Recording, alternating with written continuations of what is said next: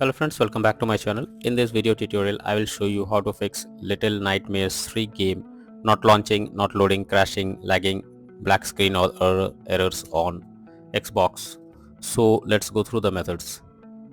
So the first method is to restart the game. For that, first you need to select your game from home screen. Now press menu button on controller, then select quit. Finally, restart your game and then check if the issue is fixed.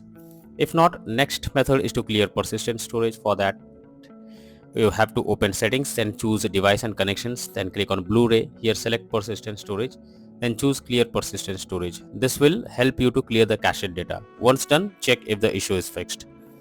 Next solution is to check internet connection. So for that, open Xbox menu, then select settings, then choose network settings, then click on test network connection. Wait for some time to complete and then check if everything is working fine.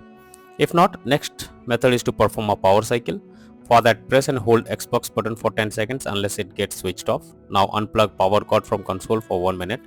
Next, plug in console again and switch on your Xbox by pressing the button. Next solution is to check for Little Nightmares 3 update. So if there is an update available, you should check it. Ensure the game is also updated and not outdated. So as the developers often releases the game patches to deal with several kinds of bugs and other issues. So make sure if there is any update available, update your game and then check if you can play it. Next solution is to clear cache of Little Nightmares 3. So for that, press Xbox guide, then click on My Games and Apps, then tap on See All option. Here search for Little Nightmares 3, then press menu, then select Manage Game and Add-ons. After that, click on Save Data, then click on Reserved Space. Finally, tap on Clear Reserved Space. After that, check if the issue is fixed. If not, next solution is to remove and re-add account. For that, press Xbox button to open guide. Now click on settings under profile and system. Next, go to account, then click on remove accounts. Here choose the account to remove, then select remove option.